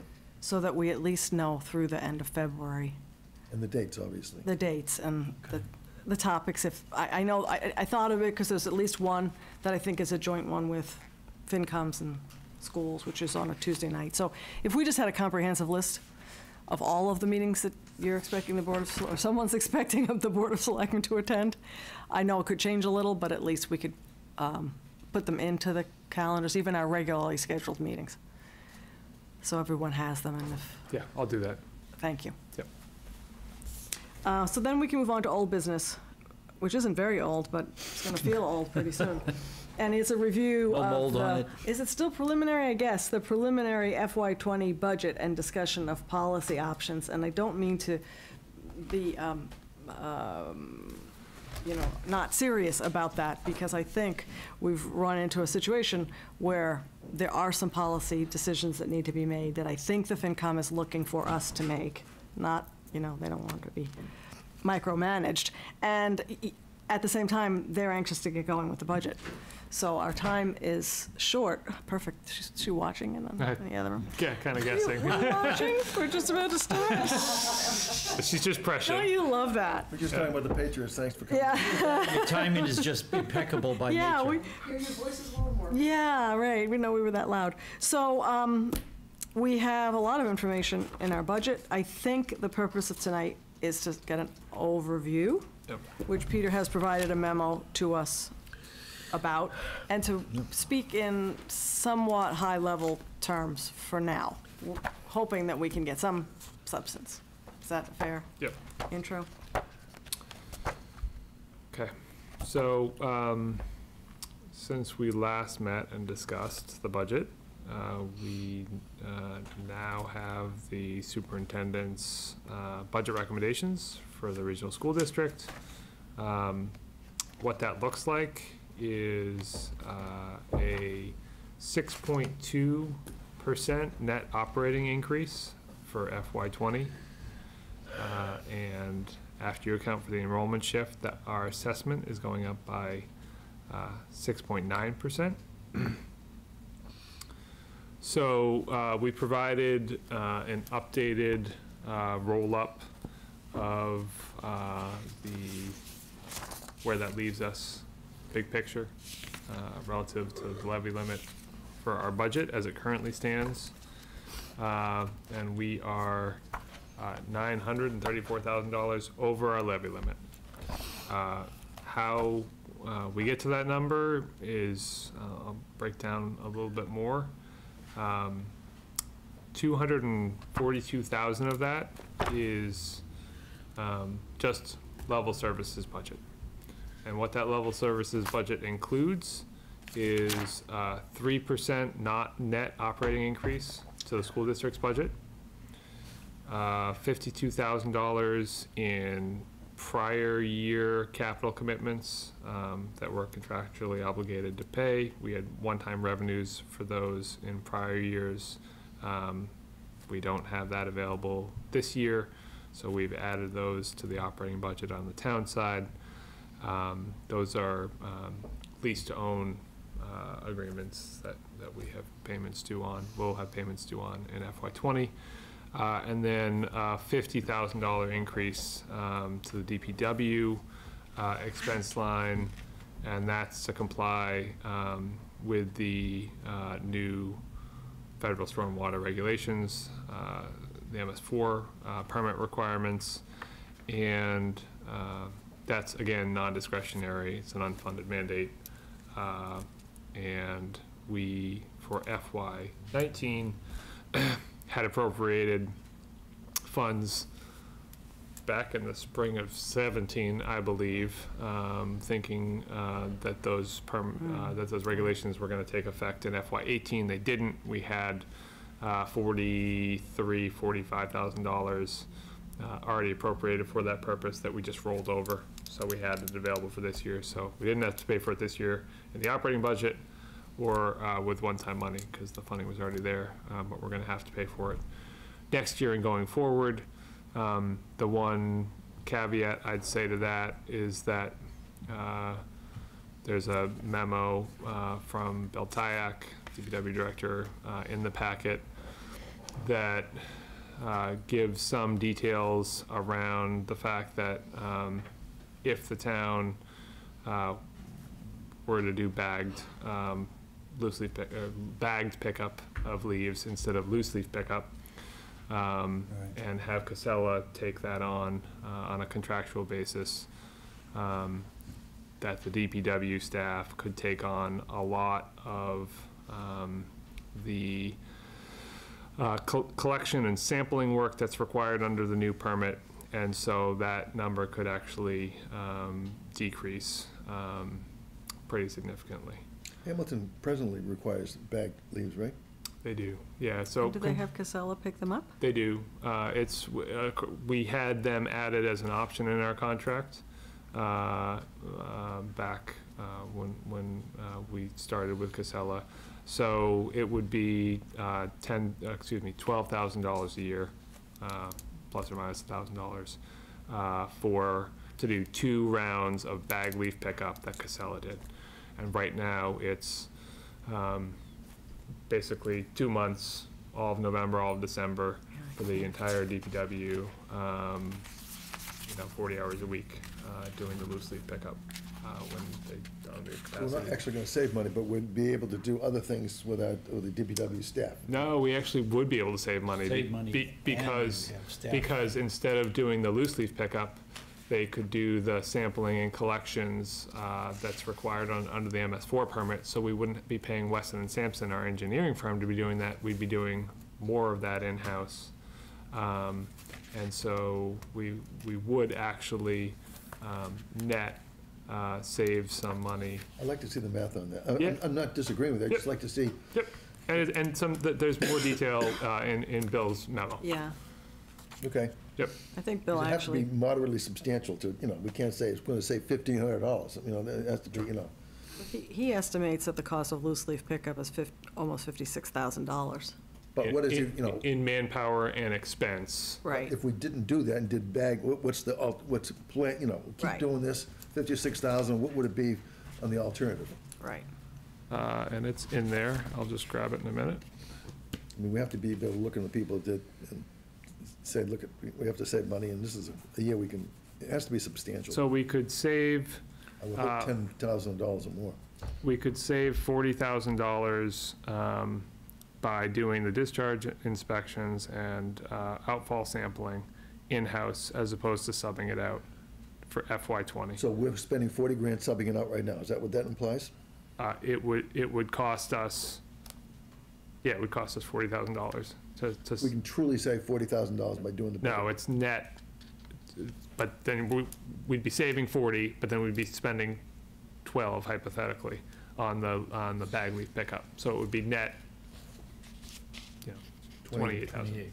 And That's substantial. that assumes, I think he says in here as well, that he had requested another person, but that he might not need that person. He says that he would not need that other person. So we would be saving that So we'd be salary. saving the salary of the new person, which would be benefited. And we would be saving on expenses in terms of what we would be subbing out to have Weston & Sampson do the work. I think it's a great service, but on the other hand, some years it snows out early, the leaves are there forever. Some years, like this year, we had rain every single day for about a month, it seemed like, they just, and a lot of people, not a lot of people, some people I know, particularly in my area, put the leaves out after the second collection, they just stayed there, and I think the highway department came by a third time for some of these houses that, and some of them don't put it, they put it 8 feet into the street, Anyway, I'm sure that we'll have a public hearing on that one. That's substantial, that's, and I think in a year we have budget challenges, like this year here, more than most years. I think we can say, look, we'll still pick up your leaves, they're bagged, and we're saving whatever it is, $28,000, and looking for everything to save. I guess a good example of that we're trying to save $1. Mm-hmm. And without, hopefully, causing too many issues with the Wenhamites in the fall. particularly if other, what do other communities do? They either don't do it at all, or We're they do that. unique. I think we're unique. Always have been. We are very unique in the fact that we still provide the service. Aren't we It was something that one was of the provided last of the historically. last in the Of course, state? we will here, since we're one of the top taxing communities in town, we shouldn't be cutting services. I'm not saying that's my position, but that's what you'll hear. Yes, we're unique in providing the service, but we're also pretty unique in how much we collect in taxes. Yeah. So, that's but it's worth a discussion, as Jack said, especially in a year that we're gonna be trying to cut. Well, we can say And we're this- trying, if we don't, if we can't even show something that we're trying to do here to save money, I think that's shame on us. Well, and the savings is more substantive, I think, than the last time we talked about this at a town meeting. We were talking about literally saving $35,000. And taxes weren't where they are now. And I don't think that was a net of anything. No, it wasn't. That's what it cost to do. And we didn't have the wastewater issues and Yep. that work, so, yeah. They played around with a half a person, I remember in the budget, I remember that, there was, Right, yeah. mirrors. Yeah, so it needs to be pretty clean financially, at least in terms of a presentation, but. But I think it Get is, it. to your point, it is cleaner this time in terms of new costs that we're taking on, Right. money that we could save in terms of expenses for subbing something out Right. by doing it in-house. Because essentially, the last ask was, here's your choice. You get loose leaf pickup, and if you want that, it's gonna cost the town $35,000. In Spread personnel out costs. among, blah, blah, blah. I remember that. Right, and so that wasn't a particularly compelling argument at that time. No. At least it didn't seem, because it didn't pass. And there, But this you is a little remember back when we had the presentation 2+ years ago now from Weston and Sampson at the time, there are any manner of funding mechanisms that are being considered by municipalities to pay for stormwater compliance. There are towns that have instituted separate utilities. Granted, much larger costs and so forth, but that's a driver that all municipalities in Massachusetts are dealing with now and done in different ways. There's another savings, too. If we can avoid fines, the fines can be pretty steep on non-compliance, Good point. so. Okay. So, So that's what's in the level services budget. So we are at our very baseline, $242,000 over our levy limit, just providing level services on the town side with those 3 assumptions in there. on the town side, but including 3% for the schools. Correct. Okay, so that's not completely just on the town side. No, I said providing level services on the town side. Okay, so I'm a little confused. $242,000 to provide level services for the town, but it says including 3% net It operating is. increase to the schools. Yep. So we're considering that our portion, the town, in the town budget, Right. that is $242,000 And over level services. we're gonna get into that question Yeah. later, whether Yeah. 3%'s Right. the I just right number, but wanted to- that's the assumption that I've Right, made I in just getting to wanted that to number. make sure we were clear I was clear on the assumption. Yep. The next element is $188,000 for what I'll call discretionary increases to personnel and expense lines. This is the list of new staffing, wage adjustments, expense lines that are above and beyond, just baseline level services. We can talk more about those. Yep. In terms of prioritization and what those look like. $187,000 in new capital funding requests. So for our 5-year capital plan, we've identified just under $200,000 for new capital needs for FY20. How much is that again? $187,000. 187. Yep, okay. 187. And the one thing I'll say there is $40,000 of that is for the first year's payment on a multi-year lease-to-own arrangement for a piece of DPW equipment. So, you know, depending on what we want to do in terms of funding that equipment, that number could go up or down. And just a reminder that we had free cash available, as I talked about before, to fund the capital plan in years past. We don't this year at this point, so we've included it in the operating budget, or it's at least reflected in the operating budget at this point. Now, shifting gears on the school side, there's just over $200,000, $201,000, for which represents the difference between the 3% net operating increase and what the school district, what the superintendent has represented as a level services budget for the district. And even though that's not the recommended budget, then the balance, the $116,000, is above level services that have been called out in the superintendent's recommended budget, which is basically our share, Wenham's share, just under 36% for FY20 of $250,000 added to the budget new this year to fund OPEB, and $73,000 for a new school resource officer. So our share of that is $116,000 combined, which is called out separately in the superintendent's budget recommendations. So you add those 6 figures up and you get to the $934,000. So given all that, I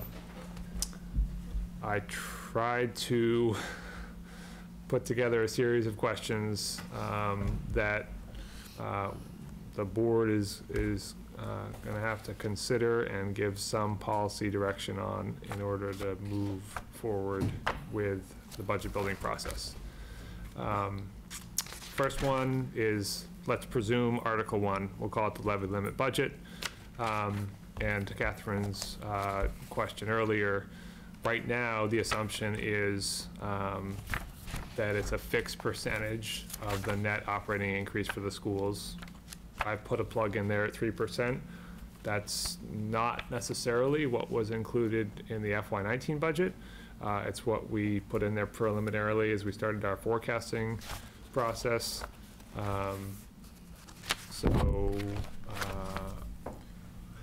That's, I think, a really important point, because obviously that drives a big chunk of where we are relative to the levy limit for a level services budget. As we talked about last year, this board has full discretion over the amount of the town's assessment that is included in Article 1 in our levy limit budget, as long as the superintendent, the school committee, has the opportunity to present their full budget to town meeting and vote on their recommended budget. And so that 3% number, again, right now is not policy. That's just, frankly, just picking out a number that's been used as a placeholder and leaving it there. I don't know if the board wants to have any discussion around. There are 5 items here. We can talk about them as we go along. Do you want me to just go through them all? Go through them all, and Okay. we'll opine on them after we hear them all. I think 3% is reasonable, you know, and that, but you got to pick a number, so we're not going to go 6.9, 6.2. Well, so the question is if we want to get to a number, and I don't know what that number is at this stage, I could certainly get it to the board by your next meeting, but whether we can get to a number that allows the town to provide a level services budget within the levy limit and still pay some share, even if it's small, of the increase on the school side. So basically back into the number that we'd be paying the schools. So that way there wouldn't be, hypothetically. Give them a number.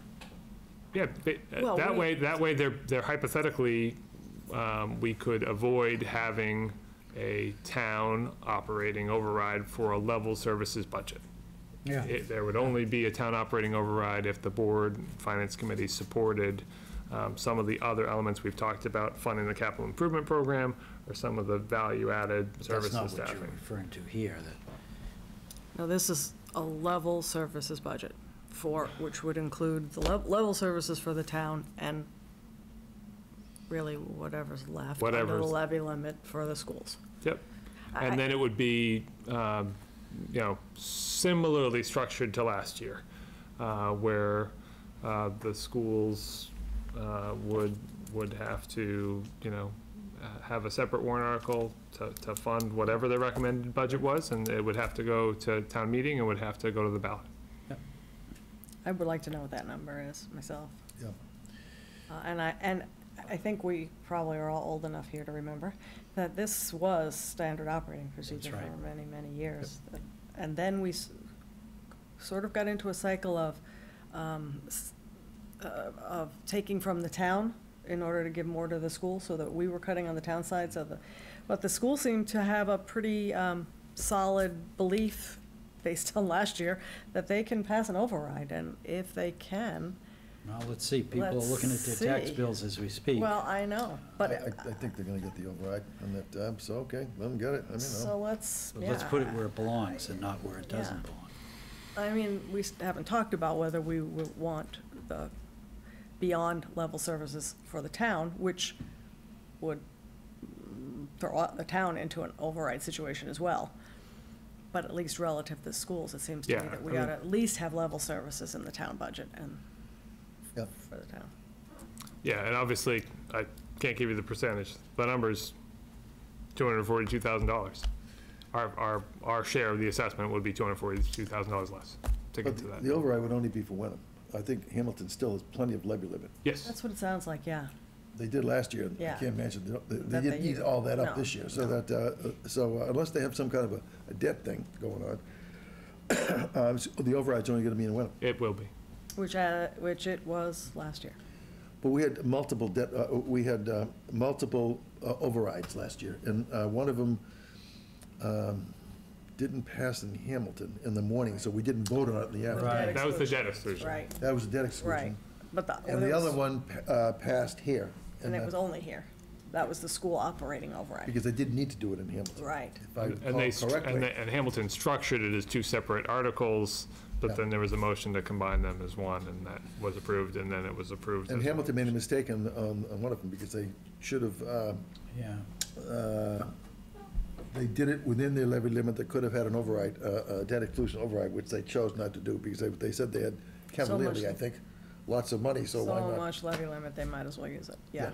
I think Which is, that is an interesting concept to look at, what that would mean. I'm very reluctant to be talking, even at this early stage, about anything less than a level services budget, unless the we're, town. for the town. Yes. Unless we're excited about an override, in which case we just put whatever, and that's still an option. Excited and override, I think And those those two words don't go are- together? yeah. Well, maybe this is out of order, but I don't mean out of, not taken in the same order as on this page, but I think we should at least have some discussion, very basically initially, on whether or not we're willing to accept an override for the town. Because if It's the next bullet, actually. Okay, so we'll So segue it's not into out it of for a order. It's second. perfectly in order. Because, if we're sitting here tonight, and the three of us are saying, no way, no how, then that makes a lot of other conversations shorter, on the other hand. I think the presentation we heard Saturday, was it 3 weeks ago, 4 weeks ago, whatever it was compelling. Almost all of the people had pretty good arguments why they were looking for modest increases. And that we all submitted to Peter the grid, right? And that, right? No? Yes? Almost. Almost. Okay, we're not going to answer that question. But anyway, that, Right. Spot there. I think that there was some compelling reasons why we should have modest increases beyond level service for some of the departments. I thought that Highway made particularly good, I think that people in this town have a high opinion of the town because of the great services the highway department performs. You know, winter, summer, leaf pickup, blah, blah, blah, et cetera. I think less so in other departments. You know, how often do you actually need the fire department? How often do you need the police department? Hopefully not very often, certainly the latter. But, you know, the highway department is always out there doing something, and that I think that I was impressed with even though they had half a dozen different proposals, I thought they made a good case for all of them, although we can't fund them all, but I think that I would be in favor of funding some. I think the police, I think was only for the full-time officer, instead of having two reserve officers on one patrol shift, I think the difference was only $21,000, if I recall correctly, which is a modest sum of money to basically just, you know, make sure we always have a full-time officer with a reserve officer, not two officers, reserve officers. I thought that was well thought through, and that if it was $120,000, no, I wouldn't be in favor of it. $21,000, that's not a lot of money in order to implement what they want, and that was their major ask at the time. Anyway, there are other things on there, but I just pick out those two. So No, but I think that's the question is twofold. First, if we can't necessarily shift enough of the school's assessment out of the levy limit budget, is there support for a town operating override to provide level services? And then the second question is whether the board supports adding any of the other elements that were proposed by the department heads, and if so, are those in that one town operating override, or are they split out separately? I don't know, it's kind of premature for that, but I know Well, you're trying to get an opinion from us, but I guess I'm interested so I agree with you that there certainly were things on the outside the levy limit list that were valuable. But are we saying, just on a very high level, that they're so valuable that we would keep everything that's in the level services budget? no, I'm not saying that. So that's the fine point. So are we adding things, assuming that we'd have to subtract things? I don't know. I mean, Or are we in any way, shape, or form thinking about the fact that these things, we know we're up against the levy limit one way or another, and if we add things, we're going to have to either cut or have an override. And if the only thing I guess we could really say tonight is, no way, no override. And if we That's feel where I'm that way- starting off, and I think I want to be convinced piece by piece where we would make an exception to that. I looked at my tax bill. It's outrageous. And if I'm the only one that's saying that, well, so be it. But I think there's going to be a lot of other people doing the same thing. Yep. You know, we've had reassessments now, and it's not a pretty picture. So Well, to be theoretically, optimistic that we can or should be affording more, when we need to really look at what is it that's more. Is it an essential piece of equipment, or is it an essential piece or personnel issue, or like you were discussing about the leaf collection and the savings that could come from that can go into some requirement like the water. What's it called? The water. Capital reserve? No, the water. Stormwater. Oh, Stormwater stormwater. testing and so forth. You know, to me, there's reasonable trade-offs there that make some good sense. Let's see where there may be some of these other opportunities. So that's one of a very small number of That's right. opportunities. I don't disagree that that's a worthwhile conversation to have, but there aren't a lot of those anymore at this point, because we've kind of run that well dry. Yeah, we've always run a fairly lean operation. I think, honestly, unless just using the $242,000 over the levy limit as a number for the purposes of discussion, whether the board supports an operating override or doesn't, I think we have to know what is comprised of that number. Because if the board says we support an operating override, then we need to tell the residents we want an operating override, and if it fails, this is what's going to get cut. Yep. We certainly do. That's an interesting approach. And if, Just like the schools used to do. Exactly, and if the board is saying we don't support an operating override, then we need to figure out how to get within our levy limit by cutting $242,000. Yeah. So regardless of the policy direction of the board, we need to know how to get to that number, because we're gonna need, Yep. I think that's To be two able to- very, very astute views. Yeah. But John, just a point, without the revals, your taxes would have been the same this year as next year, this year as last year, if they didn't do any revaluations whatsoever, collectively, in the aggregate in the town. right, but individual homeowners who had major increases in their assessed value saw some more significant increases in their. It's a fairness thing, so that Yeah. these people actually underpaid in the past, now they're paying a fair share. Anecdotally, and I'd be interested. Says the to- former well, I'd be chairman of the Board interested- of Assessors. Well, I'd be interested to know more decisively.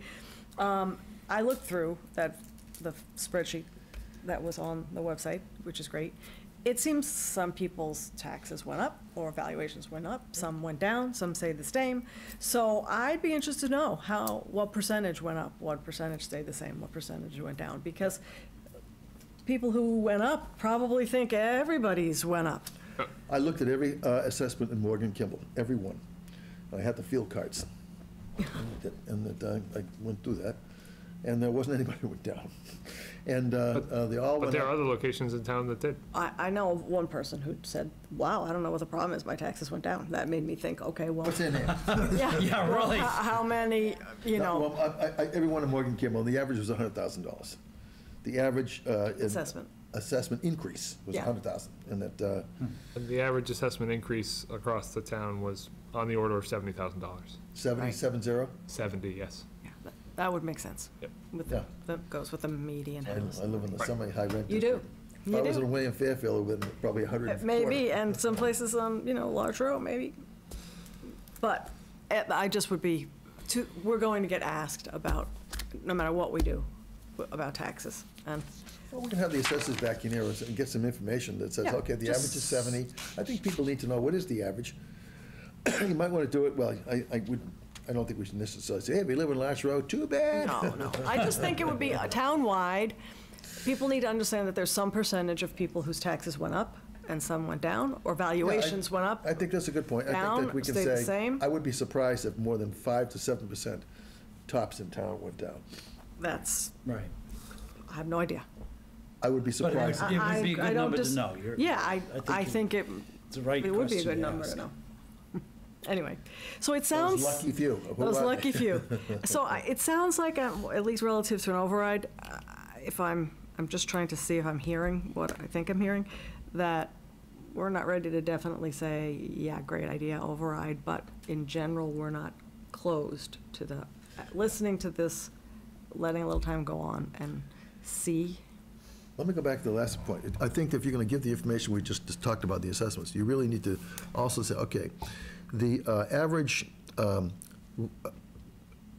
real estate taxes being paid in the neighborhood last year, and assume that the rate didn't increase. Let's say we did a level survey, and I think that's a better number to share. In addition to the numbers we talked about, it's a good number to share, meaning that you still would have paid the same amount of taxes without necessarily the revaluations, because theoretically, if assessments go up, the rate goes down. Right. And that, so other people say, well, I'm going to be, I paid last year so much money, my house is now worth $100,000 more, I'm going to be paying, that math doesn't work out because, that it shouldn't anyway. So I think sharing that around town would be, it has to be zero. I mean, Right, but there are folks whose There are whose assessed value increased by more than the average. Yeah, And so they are paying more yeah. than they would have on their tax bill, because yes, the tax rate went down proportionally, but it went down proportionally to the. In the aggregate. In the aggregate. Okay, those people, managed to put a deck on and finish their kitchen out and didn't get. Or they're, Well, or it's by neighborhood more than anything else. Yeah, and, it could be that, it could be a perfectly legal permitted project that just wasn't picked up by any assessor. I've in the noticed it last couple myself, of not in my years. house, but I know some Yeah, people, I've so- had cocktails in there, oh, well, look at this. you know, Yeah, so, I mean, it's a combination of things, but I called the certainly, building inspector immediately. Don't forget that limitation of 10,000. So anybody who's paying more than 10,000 in taxes is getting even more of a tax increase. Oh, right, because you can't Oh, you're use it talking about the as, salt business. yeah, Right. yeah. Yeah, And the idea of SALT was that towns and municipalities would cut their expenses. well, that was pretty dumb. Yeah, I agree. Yeah, it was But seriously, cutting some it. people- It was a compromise at the, is a, you know, It's a political, political thing. I mean, it is a reality for people, though, that they're going to have to deal with, and it's going to be, by the time we get to town meeting, they will know. Well, I'm so far over the salt limit. I mean, Yeah, it's- well, I it's- think many of us are. I think even the median house in that one Wenham more probably property, is, you know, well, that- that too, The median is well over. yeah. That's over. It's over 10 now, isn't it? It's over 11. Yeah, yeah, so, It's over, the median is over 11. I yeah, believe so. yeah, I think that's right. This year. So, anyway, But compared to, write that number down, John. so there's oh, another, mine is still way higher than that. well, you've got, nice house. Yeah, but I haven't changed the footprint or anything else about it. The other thing I think, just big picture on this, which is completely just gone out of my head. Oh, is that when we think about an override, I think we have to think a little bit longer term as well. Because part of the issue that we have is that we have a structural deficit. And the only way to give us a little space is to have an override. Because next year, as we have less free cash and, even level services is going to be, even in the town, is going to be harder and harder. So that's just something to think about relative to, overrides, which of course nobody wants. And it does become very complicated if there's a school one, a town one, or some combination of a school-town one. I don't Pretty disagree with complicated you. last year, and people managed to get through it, so that, Hamilton the- does this, but we do that, blah, blah, blah. Well, it wasn't really complicated in Wenham. In the They end. had, in the end, at town meeting, Right. That's on. they had right. here's a $311,000 override. Do you want it or not? And everybody raised their hand. I mean, I think it was a 5-minute thing at the town meeting last year. And we took off the debt exclusion, or we passed over it. We recommended passing over because it had, but really, Well, he passed over it because Hamilton. because Hamilton had, our vote wasn't going to Make any Change. difference. make any difference. Right. So I didn't get, by the time we got to town meeting, it got very simple. But it won't be as simple if we're at town meeting and have to explain that we have an Let me remind override. you, we met in a little teeny room. Yeah. I think it was really simple. Well, Well, the conversation wasn't very simple in that little teeny room. That's all I can tell But you. as I That's- said, by that's the a good time we point, Jack. got to town meeting, imagine what that conversation would have been, that before the meeting conversation, if we were talking about a school override, I know, a but I'm just town saying that operating override, and one debt there exclusion. was a lot of conversations whether we should vote on that anyway, just as a matter of. I know. Okay, so I wasn't, No, it was complicated, and my point is that it will be more complicated. so I think that we should, I know it's only early January, but we shouldn't go too far down this road without getting some sense from the finance committee where they are, because they're making a presentation at the town meeting, and they're looking for our guidance, but we're also looking for their guidance, so somehow or another, we have to, sync that out. Yeah, so they're going to start their budget review, their intensive budget review process next Wednesday night, and we're going to have an overview conversation to start with that process, and then, but I think we are definitely going to want to have some checkpoints along the way with the finance committee and board. Probably at a joint meeting, sits down, not just at the end of the process, but somewhere halfway along, so that there's some, meeting of the minds around, which way both of the boards, committees are leaning, and what questions are outstanding, and so forth. I don't think we want to be in a situation in a month from now where we're saying, no override, we're not going to support any override, and the finance committee has said, oh yeah, well, of course, we need these things. So that's why I think it's important for us to have some It's a work level of in progress, conversation yeah. before they Yeah. start. We are supposed to be, policymakers. And of course, they present the budget, but it's within the context of an overall policy, which we have to, would be We great have to if we execute agreed I to. got it, I got it. I agree. I hope we agree, Okay. so. So you started on number 2 already. You really already I touched on number did. 2, which is great. I think my one point there is,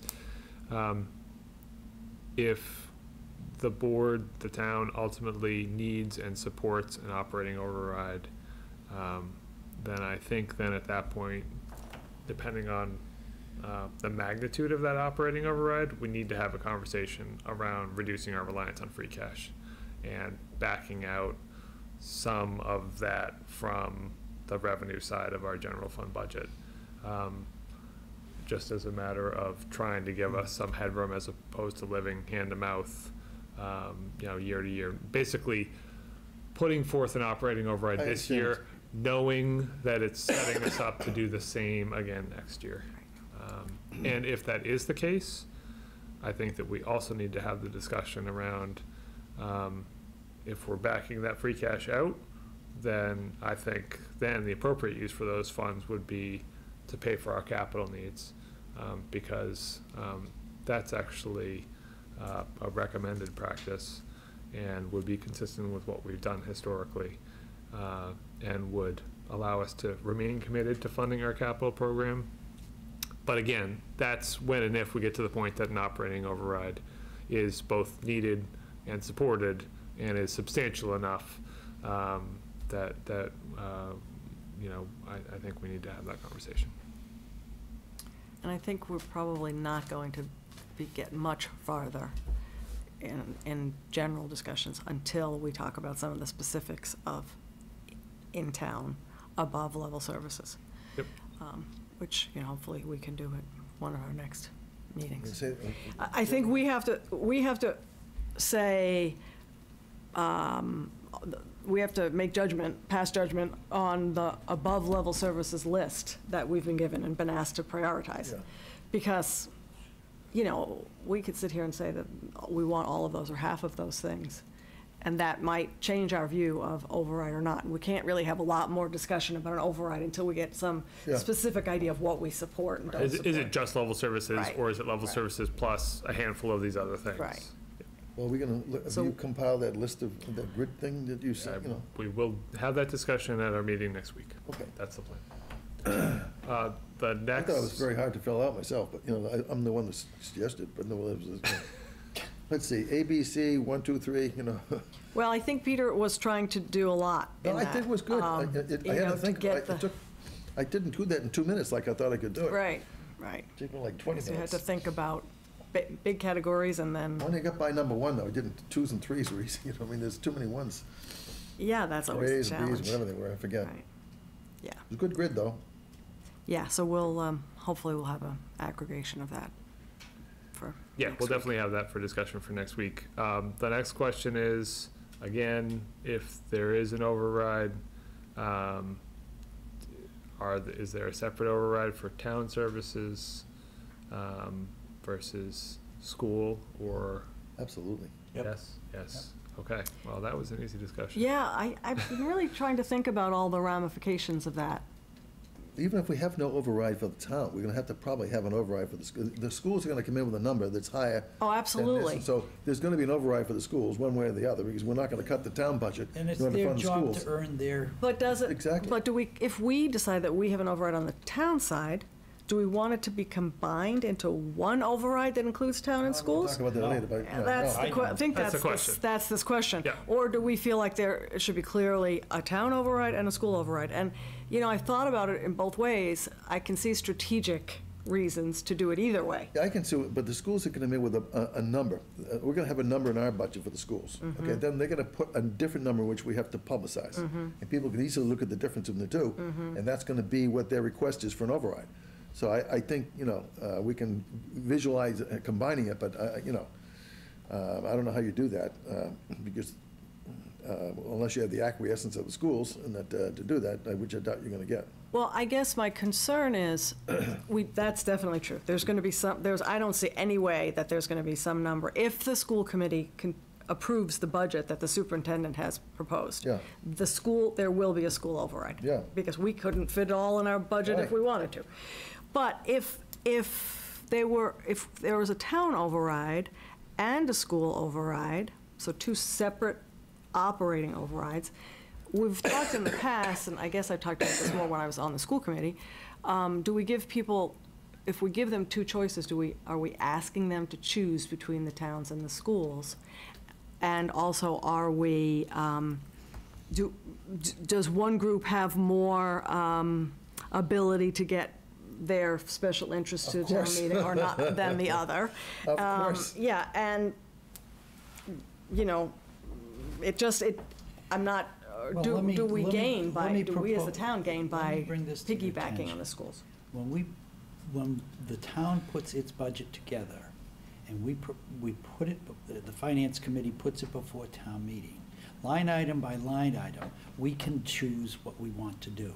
When the school comes in, they give us a lump number. Oh, I know. And you're dead meat. You either do or Yep. don't. So I cannot see any rationale that would encourage me to want to combine the two at all, you know. The schools wouldn't want that either. You know, they're gonna, they have They want to justify their existence. They have a track record of getting their overrides, and that we're gonna have, one way or the other, the town's gonna see the difference. And that, so we can't say, look, if you really want to pass the school override, you're gonna have to pass our override too. Well, I mean, that's a valid point, though. And we control that, they don't. They can control the amount. Yep. But if we wanted to combine it, we can combine it. We could, we don't need to. I'm not saying I necessarily I have that point of view, but I was firmer originally on they gotta be two, till I started thinking about the nuances, and Well, okay. I'm not completely convinced yet, but It's an interesting idea. I think we'll have to see a little bit of how that evolves. It would be pretty interesting, it's going to be pretty interesting, I think, anyway, should there be an override in Wenham with a list of items that exactly add up to what that override is, and in the school district, there's a number. Right. I'm not trying to give the schools, more ammunition they don't already have, but it'd be easy on the floor to say, excuse me, make a motion that the override, I'm making this up, let's say it's $500,000, $250 each. Let's cut that to $250 and allocate all the schools. Second, we vote on that and we're out to lunch. So, you know, that's another way of, I don't want to write their script for it, but, you know, that, someone will think about that, you know, between the town and Trump's speech. Oh, yeah, oh, gosh, we're missing that. So the other part of it is, though, if people are faced with two things to vote on, two operating overrides, do they say, I can't afford two of these, and do they just pick one? Well, I think you mentioned it, I think, Peter, I think that having a list, okay, here's what's in the operating override. And it's sort of like this is going to cost this, and so somebody might say, okay, this $250, but we can, we can deal with $150 or $120, I don't know, so if we had each number in there, where you could pick and choose what I'm not sure we want to vote on each one of these, but people could make motions on the floor to reduce it by this and not fund that, or something like that. Yeah. And so I think we need to give them the chance, otherwise we might be in a position of having none of this funded, and that, so there are some things that are going to resonate with the voters that they want to continue, and I think showing them Options, yeah. Oh, yeah, I which we think can't afford unless we have an override, is I think, very desirable. I totally agree with that. And I also think that it would get a little complicated if we combined overrides, if we had two combined, if it fails, because as we know, the school has a path to redoing their budget, making it slightly lower, bringing it to another town meeting, et cetera, et cetera. And we don't. The town doesn't have that. Yep. So if it fails, the schools have another chance and we're done. So There's a rationale there, Catherine. So I don't know, there's a Plus lot it of. goes to the ballot, too. Right. And that, Right, yeah, that's right. Yeah. So it's a good discussion. first we have to figure out, I guess, if we would end up with an Peter will come back override. and tell us, he's heard the dialogue, he'll come back and give us the recommended strategy next time. Yeah. So Sure he has an opinion. I think the most important thing in terms of action items for our next meeting, to get into a little more detail on this discussion, is to understand what the number would be in terms of the percentage for the net operating increase for the schools to get to a level services budget on the town side. Right. Within the levy limit. Right. And then getting feedback from the board that I can then aggregate to have a discussion around the priorities for the other new items on the town side, so we can determine what, if any of those, the board's recommending for inclusion in the FY20 budget. And then I think the points 4 and 5 are probably best addressed once we have that conversation. So we can take those two back up then. I think that's right. Agree? Super. Okay, All right. so have we I also achieved want to our suggest that goal? some of us may have one or two ideas of what, in our existing budget, without any additions, we might do without next year. I have a couple. I just as soon send Peter an email. Sure. Saying, yeah, we can do without this. And that. I don't have too many there, but I have a couple. And so that he can incorporate those into some kind of a, without us going and alienated whatever department by suggesting it. Oh, good for you, Jack. No, that's the right thing and to I do. have, I could do that tonight, but I'm not gonna. No, Is Trump's speech over, by the way? I've No, idea. it starts at 9. Don't good. follow. I gotta Don't hear it. follow it. The other, Things all set. the other thing is relative to the school budget is I've been paying a little bit of attention to their discussion, if you want to call it that. And also I've been paying, they did send out a fair amount of line item detail. And I will say that I'm going to encourage the Finance Committee, who will have more detailed discussions with the schools, to not so much look at the above the level services budget, because those things are pretty discrete, but to look and see what actually has increased in their line items by school level services budget, which is pretty easy. It's pretty easy because it's like the last column of 5 pages. And ask some questions. Maybe they'll get answers, maybe they won't. But I noted some, and I'll put together a list as well, big increases, double-digit increases on certain line items, which might not represent a lot of money and might have a very rational, reasonable reason for increasing, but it adds up. They always rationalize. Well, maybe. So far, we haven't heard any rationales. All right. Okay, I'm gonna go home Okay. and see Trump. Motion to adjourn. I heard a motion to adjourn. Is Second. there a second? All in favor? Aye. Aye.